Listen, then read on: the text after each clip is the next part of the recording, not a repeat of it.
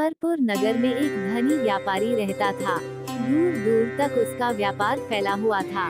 नगर में उस व्यापारी का सभी लोग मान सम्मान करते थे। इतना सब कुछ होने पर भी वह व्यापारी अंतर मन से बहुत दुखी था, क्योंकि उस व्यापारी का कोई पुत्र नहीं था।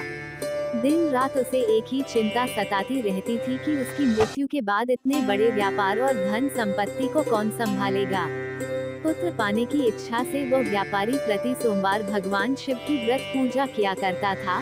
सायंकाल को व्यापारी शिव मंदिर में जाकर भगवान शिव के सामने घी का दीपक जलाया करता था। उस व्यापारी की भक्ति देखकर एक दिन पार्वती जी ने भगवान शिव से कहा, हे प्राणनाथ, ये व्यापारी आपका सच्चा भक्त है। कितने दिनों से यह सोमवार का व्रत और पूजा नियमित रूप से कर रहा है।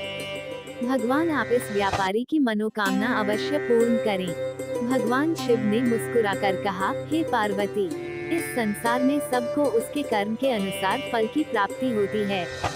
प्राणी जैसा कर्म करता है उसे वैसा ही फल प्राप्त होता है। इसके बावजूद पार्वती जी नहीं मानी। उन्होंने आग्रह करते हुए कहा, नहीं प्राणनाथ, आपको इस व्यापारी की इच्छा पूरी करनी ही पड़ेगी। यह आपका अनन्य भक्त है, प्रति सोमवार आपका विधिवत व्रत रखता है और पूजा अर्चना के बाद आपको भोग लगाकर एक समय भोजन ग्रहण करता है। आपको इसे पुत्र प्राप्ति का वरदान देना ही होगा। पार्वती जी का इतना आग्रह देखकर भगवान शिव ने कहा, तुम्हारे आग्रह पर मैं इस व्यापारी को पुत्र प्राप्ति का वरदान देता हूँ, लेकिन इसका पुत्र 16 वर्ष से अधिक जीवित नहीं रहेगा। उसी रात भगवान शिव ने स्वप्न में उस व्यापारी को दर्शन देकर उसे पुत्र प्राप्ति का वरदान दिया और उसके पुत्र के 16 वर्ष तक जीवित रहने की बात भी बताई। भगवान के वरदान से व्यापारी को खुशी तो हुई, लेकिन पुत्र की अल्पायु की चिंता ने उस खुशी को नष्ट कर दिया। व्यापारी पहले की तरह सोमवार का विधिवत व्रत करता रहा। कुछ महीने पश्चात उसके घर अति सुंदर पुत्र पैदा हुआ। पुत्र जन्म से व्यापारी के घर में खुशियां भर गईं। बहुत धूमधाम से पुत्र जन्म का समारोह मनाया गया। व्यापारी को पुत्र जन्म की अधिक खुशी नहीं हुई, क्योंकि उसे पुत्र की अल्पायु का रहस्य पता था। ब्राह्मणों ने उस पुत्र का नाम अमर रखा। जब अमर 12 वर्ष का हुआ तो शिक्षा के लिए उसे वाराणसी भेजने का निश्चय हुआ। व्यापारी ने अमर के मामा दीपचंद को बुलाया और कहा कि अमर को शिक्षा प्राप्त करने के लिए वाराणसी छोड़ आओ। अमर अपने मामा के साथ शिक्षा प्राप्त करने के लिए चल दिया। रास्ते में जहाँ भी अमर और दीपचंद रात्रि विश्राम के लिए ठहरते, वहीं यज्ञ करते और ब्राह्मणों को भोजन कराते थे। लंबी यात्रा के बाद अमर और दीपचंद एक नगर में पहुँचे। उस नगर के राजा की कन्या के विवाह की खुशी में पूरे नगर को सजाया गया था। निश्चित समय पर बारात आ गई, लेकिन वर का पिता अपने बेटे के एक आंख से काने होने के कारण बहुत चिंतित था। उसे इस बात का भय सता रहा था कि राजा को इस बात का पता चलने पर कहीं वह इस विवाह से इनकार न कर दे, इससे उसकी बदनामी होगी। वर के पिता ने अमर को देखा तो उसके मस्तिष्क में एक विचार आया। उसने सोचा, क्यों ना इस लड़के को दूल्हा बनाकर राजकुमारी से विवाह करवा दूं। विवाह के बाद इसको धन देकर विदा कर दूंगा और राजकुमारी को अपने नगर में ले जाऊंगा। वर के पिता ने इस संबंध में अमर और दीपचंद से बात की। दीपचंद ने धन मिलने के लालच में वर के पिता की बात स्वीकार कर ली। अमर को दूल्हे के वस्त्र पहनाकर राजकुमारी चंद्रिका से विवाह करवा दिया गया। राजा ने बहुत सा धन देकर राजकुमारी को विदा किया। अमर जब लौट रहा था तो वह सच नहीं छुपा सका और उसने राजकुमारी की ओढ़नी पर लिख दिया, राजकुमारी चंद्रिका, तुम्हारा विवाह तो मेरे साथ हुआ था। मैं तो वाराणसी में शिक्षा प्राप्त करने जा रहा हूँ। अब तुम्हें जिस नवयुवक की पत्नी बनना पड़ेगा वह कान्हा है। जब राजकुमारी ने अपनी ओढ़नी पर लिखा हुआ पढ़ा तो उसने काने लड़के के साथ जाने से इनकार कर दिया। राजा ने सब बातें जानकर राजकुमारी को महल में रख लिया। उधर अमर अपने मामा दीपचंद के साथ वाराणसी पहुंच गया। अमर ने गुरुकुल में पढ़ना शुरू कर दिया। जब अमर की आयु 16 वर्ष पूरी हुई तो उसने एक यज्ञ किया।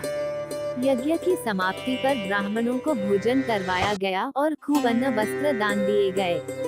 रात को अमर अपने शयन कक्ष में सो गया। शिव के वरदान के अनुसार शयनावस्था में ही अमर के प्राण पखेरु उड़ गए। सूर्योदय पर मामा अमर को मृत देखकर रोने पीटने लगा। आसपास के लोग भी एकत्र होकर दुख प्रकट करने लगे। मामा के विलाप करने के स्वर समीप से गुजरते हुए भगवान शिव और माता पार्वती ने भी सुने।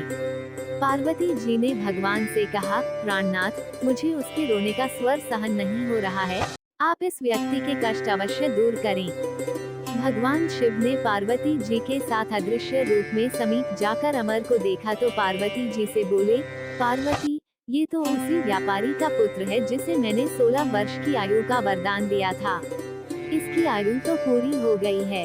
भगवान शिव से पार्वती जी ने पुनः निवेदन किया, हे प्राणनाथ, आप इस लड़के को जीवित करें, नहीं तो उसके माता पिता पुत्र की मृत्यु के कारण रो रो कर अपने प्राणों को त्याग देंगे। इस लड़के का पिता तो आपका परम भक्त है, वर्षों से सोमवार का व्रत करते हुए आपको भोग लगा रहा है। पार्वती जी के आग्रह करने पर भगवान शिव ने उसे लड़के को जीवित होने का वरदान दिया और कुछ ही पल में वह जीवित होकर उठ बैठा। शिक्षा समाप्त करके अमर मामा के साथ अपने नगर की ओर चल दिया। दोनों चलते हुए उस नगर में पहुँचे जहाँ अमर का विवाह हुआ था। उस नगर में भी अमर ने यज्ञ का आयोजन किया।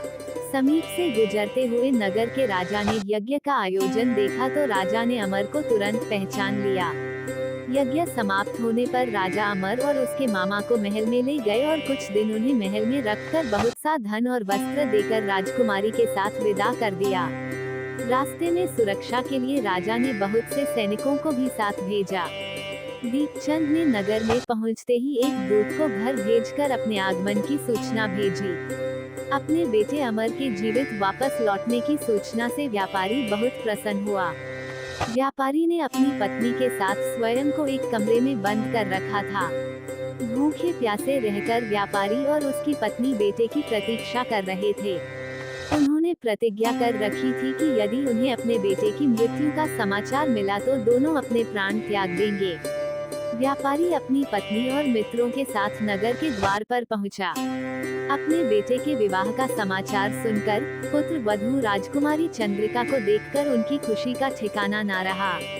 उसी रात भगवान शिव ने व्यापारी के सपने में आकर कहा, हे श्रेष्ठी, मैंने तेरे सोमवार के व्रत करने और व्रत कथा सुनने से प्रसन्न होकर तेरे पुत्र को लंबी आयु प्रदान की है। व्यापारी बहुत प्रसन्न हुआ। सोमवार का व्रत करने से व्यापारी के घर में खुशियां लौट आईं। ऐसी सावन सोमवार व्रत की महिमा है।